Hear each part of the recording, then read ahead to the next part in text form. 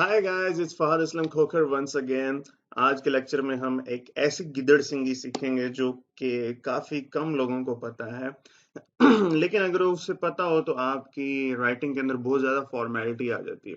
लेकिन कंटेंट तो इंसान लिख लेता है, लिखवा भी लेता है। You guys are practising Aahista Aahista इसमें। आप लोग पॉलिश इसको करते जाएंगे अगर तो असाइनमेंट्स में अमल कर रहे हैं तो। ठीक है, मगर how to add that finishing touch in your writing, वो चीज आएगी आपकी फॉर्मेलिटी से। और फॉर्मेलिटी किसी भी कंटेंट के अंदर किस तरह से आप ऐड कर सकते हैं, वो आप ऐड करेंगे उसके फॉर्मेट से, उसकी वर्ड काउंट से, कि उसके अंदर हर पार्ट की कितनी डिवीजन है, और last but not the least उसकी रेफरेंसिंग और citation. This lecture is all about adding the referencing and citation. आपने बुक्स के एंड पे कई दफा देखा होगा कि ढेर सारे रेफरेंसेस दिए होते हैं, और बुक के अंदर भी या फिर किसी भी कंटेंट के दरमियान में भी उसको साइट किया जाता है। उस चीज को कहते हैं इन टेक्स्ट साइटेशन। आज वो कैसे जनरेट होगी और आप उसको कैसे कर पाएंगे, जिन जिन लोगों ने लास्ट असाइनमेंट की है वो उसी अपने कंटेंट के अंदर थोड़ी सी एक्सटेंशन करेंगे एज अ नेक्स्ट असाइनमेंट, इंशाल्लाह। So let's get started. हमने लास्ट टाइम बात की थी प्लेजरिज्म की। प्लेजरिज्म क्या चीज है? किसी भी इंसान का कोई भी आप कंटेंट उठाएं, उसको अपने अगर आप पेपर में आपने कंटेंट के अंदर एज इट इज अगर डालें तो that will be termed as plagiarized content. ये चोरी है, थेफ्ट है ऑफ समवंस पर्सनल प्रॉपर्टी। और यहाँ मैं अब आपको एक नई चीज इंट्रोड्यूस करूँ जिसको कहते हैं सेल्फ साइटिंग। सेल्फ साइटिंग क्या है? कि हम लोग ये सोचते हैं कि जब किसी का ही कंटेंट उठाना प्लेजरिज्म है। नहीं, अपना कंटेंट उठाना भी प्लेजरिज्म है। इट मे साउंड स्ट्रेंज, ठीक है, मगर सेल्फ प्लेजरिज्म एक टर्म होती है। कॉपिंग an idea from the text from one's own previously generated work. आपने जो पहले कोई भी बुक लिखी या आपने पहले कोई भी पेपर लिखा, आप उसी पेपर को उठाकर दोबारा से कहीं पे पब्लिश कर दें, किसी न्यूज आर्टिकल में दे दें, तो that will also be termed as plagiarism. जो फेमस, जो बड़े बड़े सॉफ्टवेयर जो मैंने आपको बताया, टर्निटिन, उनकी सब की सब भाई न्यूज़पेपर्स की भी उसकी एक्सेस है, उसकी पेयर रिव्यूड जर्नल्स में भी उसकी एक्सेस है, इंटरनेट पे जो जो वेबसाइट ऑनलाइन है, जो ब्लॉग लिखा गया है, उन सब के ऊपर उसकी एक्सेस है। भाई दैट इज अ वेरी चालाक सॉफ्टवेयर, आपको उससे बच के रहना है। और आप कभी भी प्लेजराइज्ड कंटेंट अपनी वेबसाइट पर डालकर कभी भी उसको अच्छा रैंक नहीं कर सकते। कभी भी प्लेजराइज्ड कंटेंट लिखकर किसी क्लाइंट को इम्प्रेस नहीं कर सकते, अगर वो इन चीजों से अवेयर है तो। ठीक है, या फिर आप अगर किसी स्टूडेंट या स्कॉलर को सर्व कर रहे हैं तो कभी भी उसे अच्छे मार्क्स आप दिलवा नहीं सकते और ना ही खुद हासिल कर सकते हैं। In this case one has to treat the personally written text the same way as if it belongs to someone else। अपने ही प्रीवियस कंटेंट को आपने इस तरह से डील करना है जैसा कि वो किसी और ने लिखा हुआ है। ठीक है, the practice may sound odd but is the only legitimate way to avoid the self plagiarism। आप अपने आप को सेल्फ साइटिंग अगर करेंगे, पुरानी ही चीजों को उठाकर करेंगे, तो that will also be termed as the plagiarism. Anyhow, अब कई दफा आपका कंटेंट लिखते हुए आपको कुछ बातें ऐसी होती हैं जिनको चेंज करने की जरूरत नहीं होती। For example, if there is a quote said by Shakespeare, said by Ashraf Chaudhry sahab, या किसी भी ग्रेट मेंटोर या टीचर की या किसी प्रोफेसर की कोई भी कोटेशन है, अब वो अगर आप अपने उसके अंदर डालना चाह रहे हैं, अपने क्या कहते हैं कंटेंट के अंदर, अपने रिटन पेपर के अंदर, ऐसे के अंदर, ब्लॉग पोस्ट के अंदर, तो वो भी प्लेजरिज्म काउंट होगा अनटिल अनलेस आप उसको आर्टिकुलेटली उसके अंदर इंटेग्रेट नहीं करते। ठीक है, फॉर एग्जाम्पल यहाँ पे मैंने आपके सामने जो एक मिसाल दी वो ये कि we know that the United States spends over 87 billion conducting a war in Iraq but is reluctant to spend her assets in public welfare। ये हर जो है ये कंट्रीज के साथ यूज होता है, ये ठीक यूज हुआ वैसे। अच्छा, अब अगर मैं ये लाइन ऐसे ही डालना चाहता हूं और मैं इसको एज इट इज अपने कंटेंट के अंदर डाल दूंगा तो that will be termed as plagiarized content until unless मैं उसको इस तरह से स्पेशल कोटेशंस के अंदर अगर उसको ना लिखूं। ठीक है, मैं अगर उसको इस तरह से कोटेशंस में लिखूंगा और मैं उसके साथ एक अदद रेफरेंस ऐड करूंगा ये मैंने कहा कि जॉन पर्किंस की बुक से है, ये पेज नंबर 323 से यहाँ पे लिया गया है। मैं इसको प्रॉपरली मैंने रेफरेंस कर दिया तो इसके अंदर प्लेजरिज्म काउंट नहीं होगा।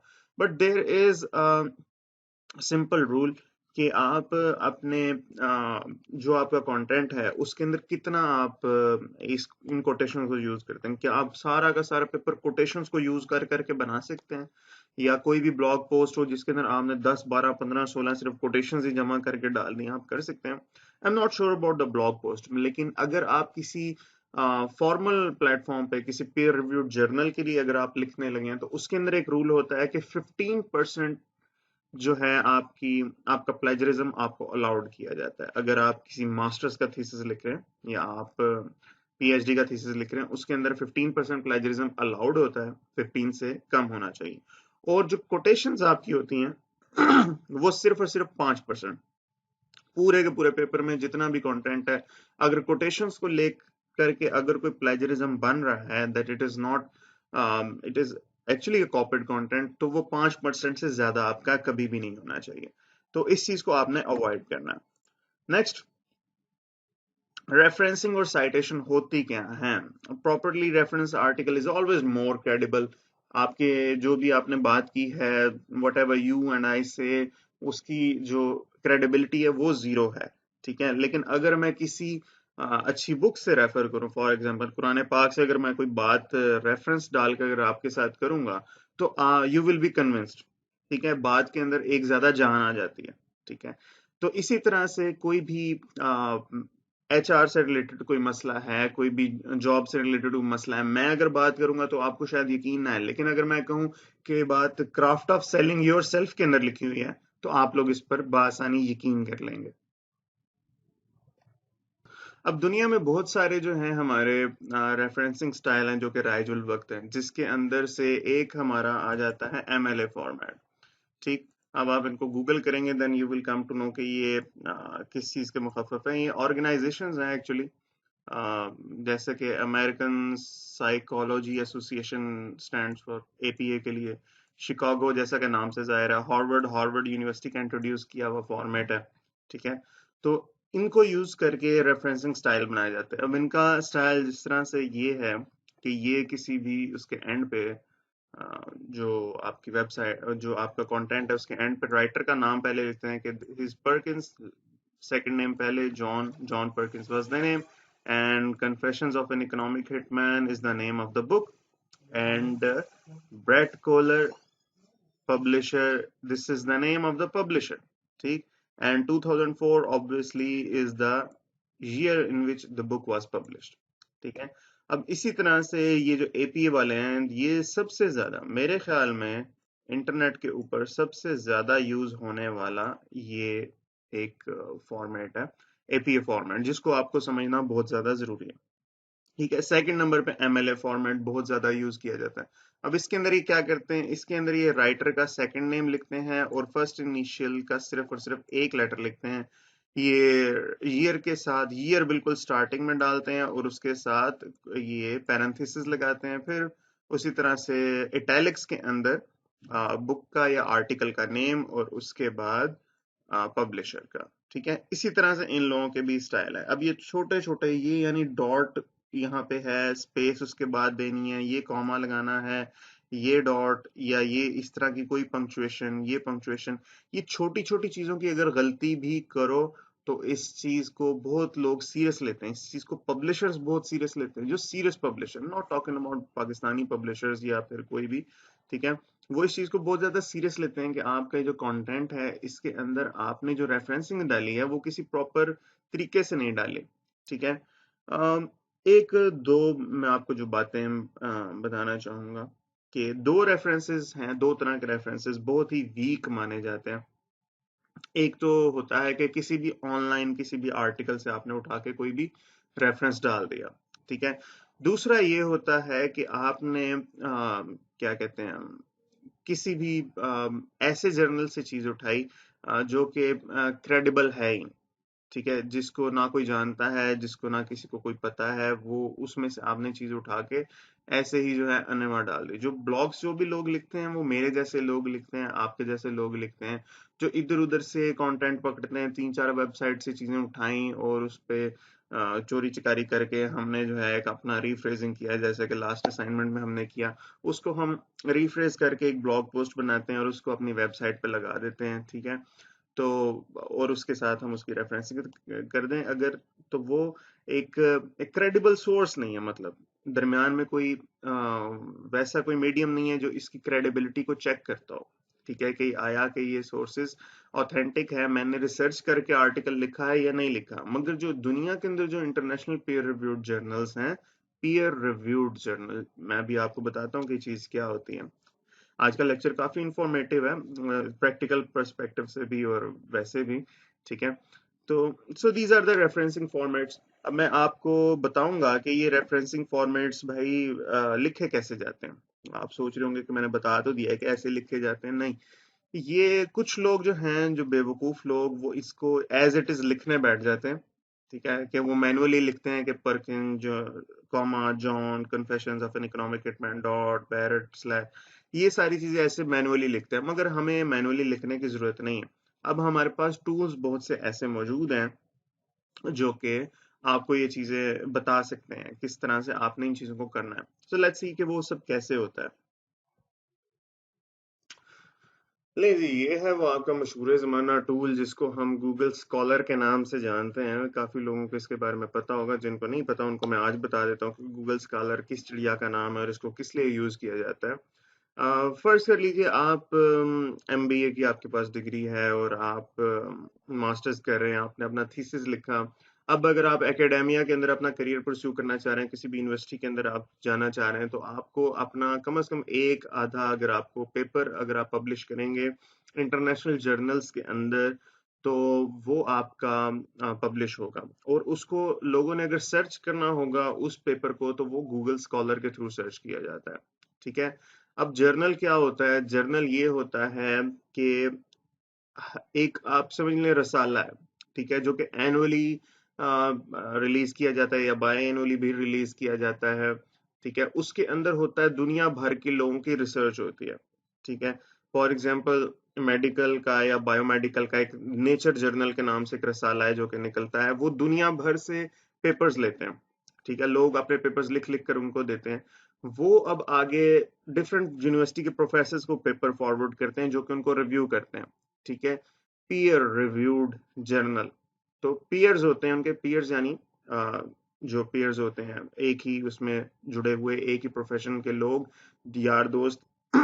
ठीक है, वो एक दूसरे का जो है डिफरेंट प्रोफेसर्स आपके पेपर को रिव्यू करते हैं। एक बंदे ने किया, दूसरे ने किया, तीसरे ने किया, वो different credible PhD post doctorate लोगों से आपके पेपर को रिव्यू करवाते हैं। और फिर वो रिव्यू करने के बाद, उसकी अच्छी खासी स्क्रूटनी करने के बाद, उसे अपने जर्नल के अंदर शाया करते हैं और फिर वो वहां पे रिलीज करते हैं।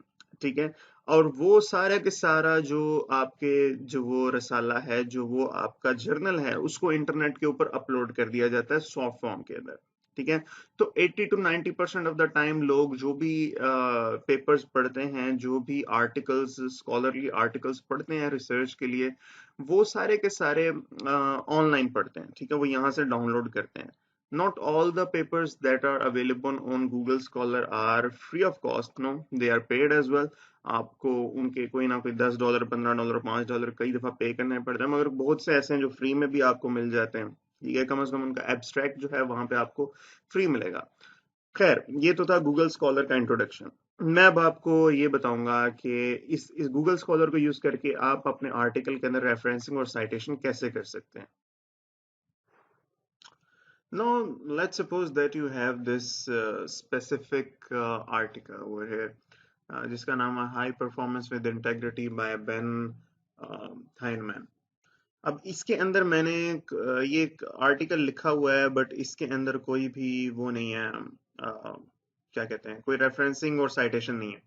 ठीक है, नीचे अब ये रेफरेंसेस लिखी हुई हैं। अब ये जो मैंने फाइल खोली हुई है, ये फॉर्मेट जो लिखा हुआ है वो है एपीए फॉर्मेट का। एपीए फॉर्मेट के अंदर कुछ इसकी निशानी होती है कि इसके ऊपर हेडर के अंदर कैपिटल अपर केस के अंदर इसका टाइटल लिखा होता है, और जो रेफरेंसेस होते हैं उसको ऐसे रेफरेंसेस की हेडिंग दी जाती है। एमएलए हो तो उसके अंदर वर्क साइटेड की हेडिंग दी जाती है। सो ये चारों के चारों जो हैं मेजर जो फॉर्मेट्स हैं उनकी ब्लैंक जो टेम्पलेट है मैं उनको आपकी गूगल ड्राइव में अभी रख देता हूँ। ठीक है, आप उसको जब चाहें आप उसको आराम से यूज कर सकते हैं। सो फर्ज करें अब मुझे इस आर्टिकल के अंदर कुछ ना कुछ रेफरेंसेस डालने हैं। ठीक है, अब मैं एक तो ये कोई बुक का नाम है, मैं इस बुक को ही अगर सर्च कर लेता हूँ गूगल स्कॉलर के ऊपर। ठीक, ये गूगल स्कॉलर है, और गूगल स्कॉलर के ऊपर मैं ये लिखता हूँ हाई परफॉर्मेंस विद इंटेग्रिटी, और मैं यहाँ पे सर्च करता हूँ। लें जी, उसने इस बुक का मुझे फौरन निकाल के दिखा दिया कि ये बुक है और ये पीडीएफ में अवेलेबल भी है, हम इसको यहाँ से डाउनलोड भी कर सकते हैं। ठीक है, अब इसकी साइटेशन हमें कैसे हासिल करनी है, हमने जाना है इस सिंबल के ऊपर, ये जो है कोटेशन का जो मार्क है जिसके ऊपर होवर करें तो साइट का नीचे छोटा सा है लिखा आ जाता है साइट। अब इस पे जैसे ही मैं क्लिक करूंगा तो मेरे पास ये एक छोटा सा पॉपअप खुलेगा जिसके अंदर इसने बताया हुआ है MLA APA Chicago Harvard Vancouver. Vancouver is also referencing style जो कि बहुत कम यूज किया जाता है, ज्यादातर एपी और एमएलए यूज होते हैं। तो मैं यहाँ से इसको सिंपली इसको क्लिक करूंगा, यहाँ से मैं इसको कॉपी करूंगा।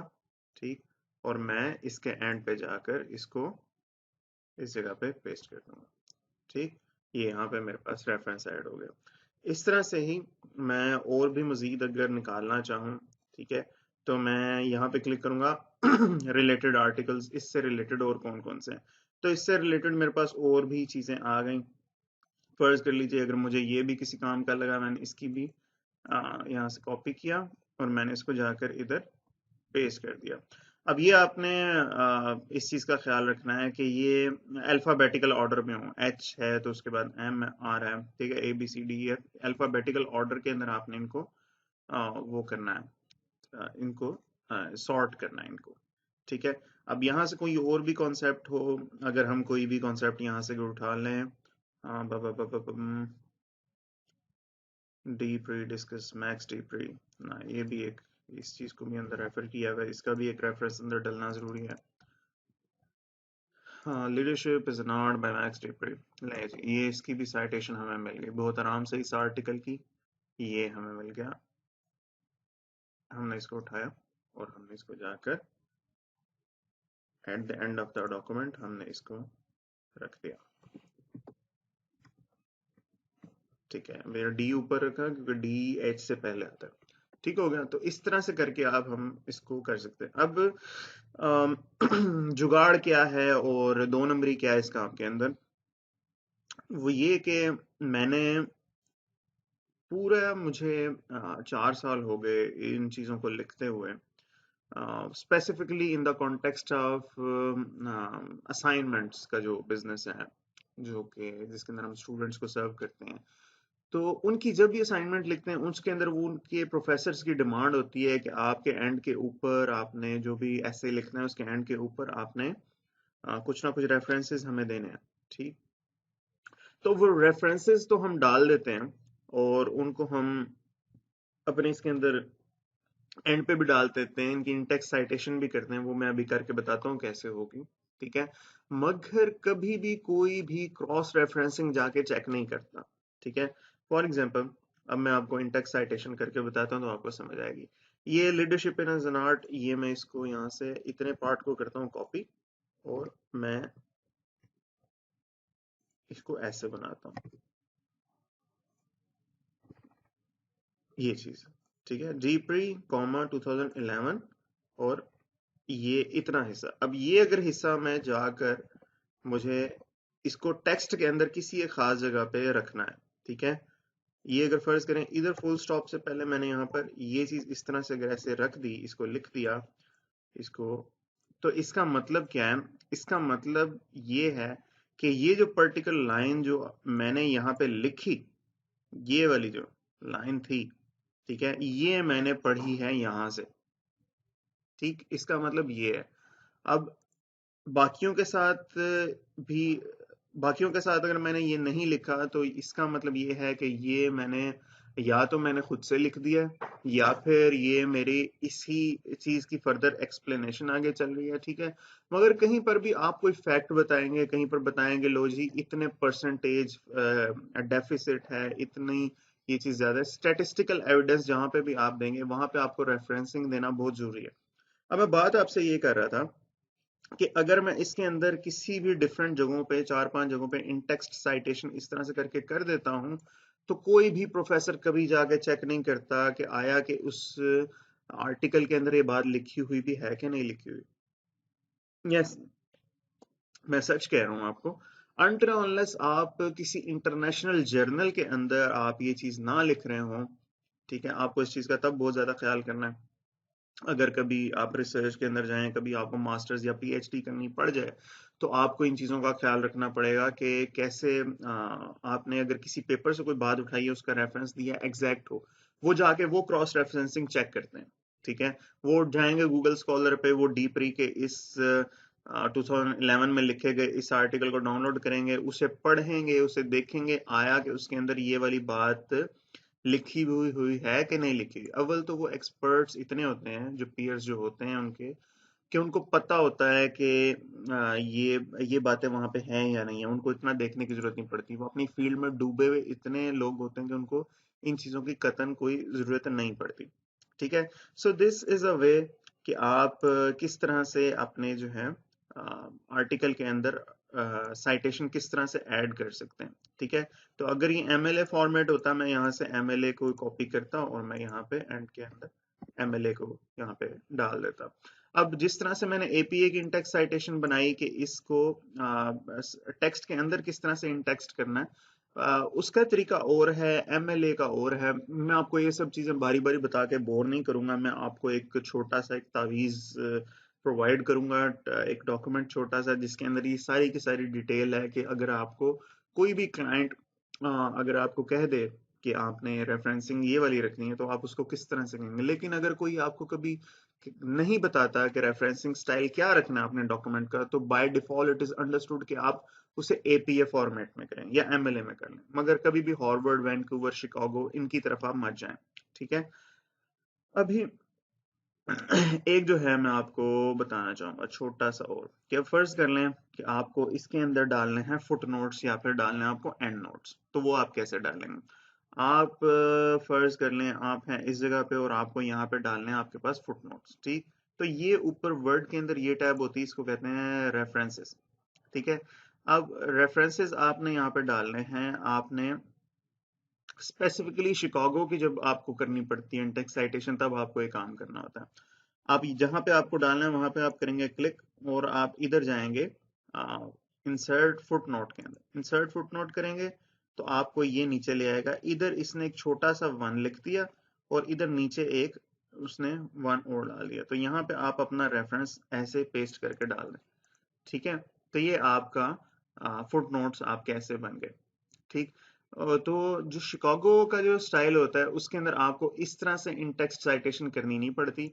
आपको सिर्फ और सिर्फ यहाँ पे आप जहाँ पे भी आपने जाना है वहां पे आप इसको क्लिक करेंगे, इंसर्ट फुटनोट करेंगे और जो भी आपका रेफरेंस हो आप यहाँ पे उसको डाल देंगे।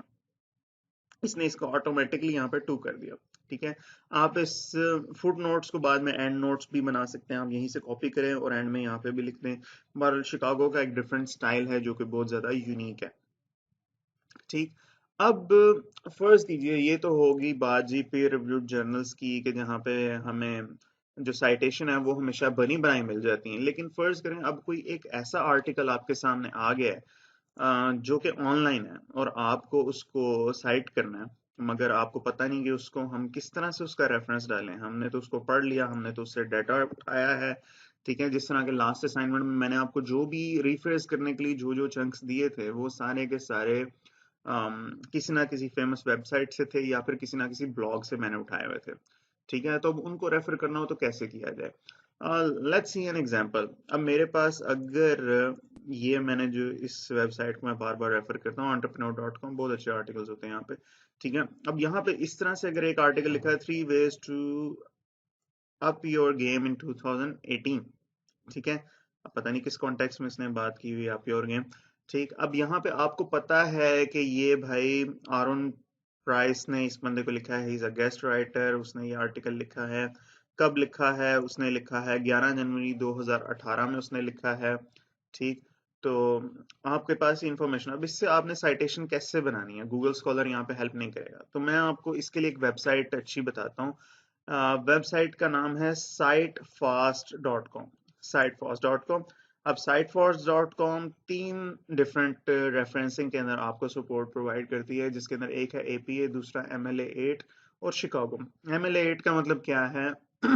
इनके जो फॉर्मेटिंग के जो स्टाइल हैं उसके डिफरेंट वो आते रहते हैं, अपडेटेड वर्जन आते रहते हैं। आजकल MLA8 चल रहा है, उसके बाद MLA9 आ जाएगा तो मजीद डिफरेंट हो जाएगी चीज। ठीक, अब मैं अभी इसको एपीए के अंदर ही रखता हूँ। अब फर्ज कर लें मैंने इस जो मेरा आर्टिकल था 3 ways to up your game, इसको मैंने एपीए के अंदर रेफरेंस करें, तो मैं क्या करूंगा, मैं इसका यहाँ से कॉपी करूंगा URL और मैं इधर आऊंगा। अब मुझे देखना है जो मैंने चीज कॉपी की वो क्या था, वो वेब पेज था, वो जर्नल था, वो न्यूज़पेपर था, वो कोई यूट्यूब की ऑनलाइन वीडियो थी, वेब इमेज था या बुक था। ये सिंपली एक वेब पेज था मेरे पास, तो मैंने वेब पेज के ऊपर क्लिक किया और मेरे पास ये नीचे खुल गया, यहाँ पे कह रहा है एंटर URL। मैंने यहाँ पे एंटर URL करके सर्च किया, तो अब यहाँ पे ये ढूंढ रहा है, तो इसने ऑटोमेटिकली वहां से उठाया ए प्राइस, एलन प्राइस उस बंदे का नाम था। ठीक है, तो इसने वहां से ऑटोमेटिकली वहां से चीजें उठा ली और ये उसने यहाँ पे हमें रेफरेंस एक जनरेट करके दे दिया। ठीक है, मैं इसको सेव साइटेशन कर लेता हूँ। ठीक, अब यहाँ पे सेव कर रहे हैं इस साइटेशन को। ठीक हो गया। अच्छा, अब हो सकता है कि कुछ केसेस में ये इसको ऑटोमेटिकली ना उठाए, कि प्राइस ए 2018 11 इस चीज को हो सकता है ना उठाए। तब आपको मैनुअली एंटर करना पड़ेगा। यू कैन सी कि यहाँ पे आपके पास राइटर का नाम आपको पता है, आपको जिस ईयर और जिस डेट में पब्लिश हो वो भी पता है, तो आप उसको मैनुअली वहां पे एंटर कर सकते हैं। ऐसे अगर आप मैनुअली एंटर के ऊपर क्लिक करेंगे तो यहाँ पे आप खुद से साइटेशन बना सकते हैं। फर्स्ट इनिशियल, ऑर्गेनाइजेशन का नाम, date, month, year, document title और URL देकर आप यहाँ पर वो खुद से भी बना सकते हैं। बहरहाल मैं जो है रेकमेंड यही करता हूँ कि आप इस तरह से बना लिया करें कि आप यहाँ पे सिंपली वो दें। अच्छा, अब ये एक और आर्टिकल है लाइफ हैक्स। अब इसको फर्ज कर लें मैं अगर मैनुअली इसको बनाना चाहता हूँ, मैंने इस तरह का URL दिया और वहां पे वो नहीं बना, मैंने यहाँ से इसका URL कॉपी किया और मैं जाके इस सॉरी इधर इस जगह पे मैं यहाँ पे पेस्ट कर देता हूँ। मैं मैनुअली भी इसको बना रहा हूँ, ये साथ साथ अब इसको वहां पे करता ही जा रहा है। अच्छा, और क्या इंफॉर्मेशन है मेरे पास की, ये है किसी बीबी विक्टोरिया क्लचकोवा साहिबा ने बनाया है। अच्छा, तो मैं यहाँ पे क्या लिखूंगा, ऑथर का फर्स्ट इनिशियल था वी विक्टोरिया, मीडियम उसका नेम कोई नहीं है, और क्लच कोवा। ठीक, तो ये हो गया। अगर इसके अलावा और भी मल्टीपल ऑथर्स हैं तो यहाँ पे ऐड ऑथर करेंगे तो आप दूसरे ऑथर का भी आपके पास नाम आ जाएगा। ठीक है, यहाँ पे आपने जिस भी डेट में वो हुआ, कब हुआ है भाई, अगर तो इंफॉर्मेशन मौजूद है तो यहाँ पे आप दे दें, अगर नहीं है तो कोई ऐसा मसला नहीं, हम इस यहाँ पे इंफॉर्मेशन मौजूद नहीं है। चलें फर्ज कर लें कि वहाँ पे वो फरवरी में 2016 का फर्ज कर लें, वो आर्टिकल है 2016 और वो शाया हुआ क्या कहते हैं 5 5 6 फरवरी को। ठीक है, डॉक्यूमेंट का टाइटल क्या था? डॉक्यूमेंट का टाइटल था हमारे पास 6 effective hacks for getting and managing your loan, और वो मैंने यहाँ पे जाकर सिंपली पेस्ट किया और मैंने इसको सेव साइटेशन किया। अब ये जरूरी नहीं है कि आप सब चीजें यहाँ पे इसको प्रोवाइड करें, जो जो चीजें आपके पास अवेलेबल है उसको प्रोवाइड करके सेव साइटेशन करें, तो यहाँ पर एक उसने साइटेशन और आपको प्रोवाइड कर दी। ये क्लच कोवा भी आ गया, प्राइस से भी आ गया। अब इस रेफरेंसिंग के अंदर यहाँ पे आप बेशक 10 12 15 जितने मर्जी बनाते जाएं, क्लियर ऑल करेंगे तो सारे क्लियर भी हो जाएंगे नेक्स्ट रिसर्च पे।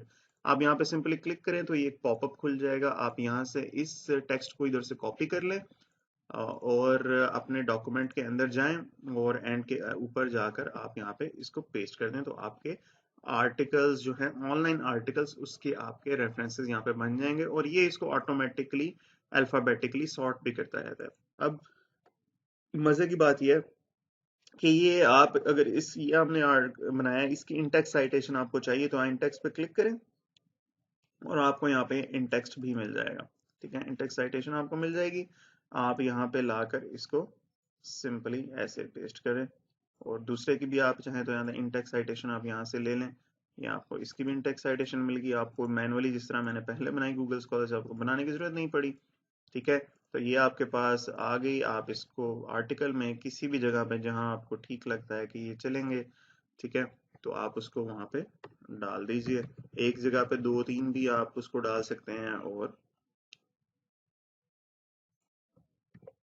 एक एक भी आप करके डाल सकते हैं। ऐसा भी हो सकता है कि ये आर्टिकल किसी क्लचकोवा एंड पियर्स नामी दो बंदों ने लिखा हो, ठीक है, तो आप इसको ऐसे लिखेंगे। अगर तीन बंदों ने लिखा हो तो आप इसको करेंगे फाहद, सॉरी कैपिटल में फाहद, और एक आएगा अहमद। तीन आर्टिकल, तीन अगर राइटर हो तो आप इस तरह से करें अहमद, ये चीज। तो इस तरह से आपके पास ये चीज बन जाएगा। फर्ज कर लें अगर इसके अंदर आपके पास जो ऑथर थे किसी एक आर्टिकल के, वो आपके पास थे तीन से ज्यादा थे। तीन तक तो हो तो आप ऐसे लिखेंगे क्लचकोवा फहाद अहमद। लेकिन अगर चार है, पांच है, छह है, सात है, तब आप क्या करेंगे, तब आप एक रिजर्व वर्ड है जहां पे लिखेंगे क्लचकोवा ET एट और AL ऑल, डॉट और कॉमा स्पेस। ठीक, तो क्लचकोवा एट ऑल डॉट कॉमा, ये चीज। ठीक, ये चीज जो है आप इस तरह से करेंगे जब आपके पास कोई भी मल्टीपल आपके पास अगर आ जाता है। यहाँ पे अभी तो एक ही है, फर्ज का यहाँ पे तीन चार पांच छह सात होते, तो आप सिर्फ और सिर्फ पहले राइटर का नाम लिखते, उसके साथ एट ऑल डॉट कॉमा ये इस तरह से लिख के 2016 लिखते, तो आपके पास आ जाता। ठीक है, कि ये आपकी फिर प्रॉपर इंटेक्स साइटेशन होती है और आप उसको टेक्स्ट के अंदर किसी की भी स्पेसिफिक जगह पर पेस्ट कर देते। ठीक है, so that is all for now. मगर अब आपको काम छोटा सा ये करना है कि आपने जो भी अपनी जो लास्ट असाइनमेंट जो आपने बनाई, जिन्होंने बनाई है वो ठीक है, जिन्होंने नहीं बनाई वो अब लेट हो गया, मैं उनका क्या कर सकता हूँ। ठीक है, वो अपनी ही उस आर्टिकल के अंदर थोड़ी बहुत चार से पांच रेफरेंसेस ऐड करें और वो ऐड करके मुझे दिखाएं कि आप लोगों को ये काम करना आया है या नहीं आया। ठीक है, that's all for now, thank you very much.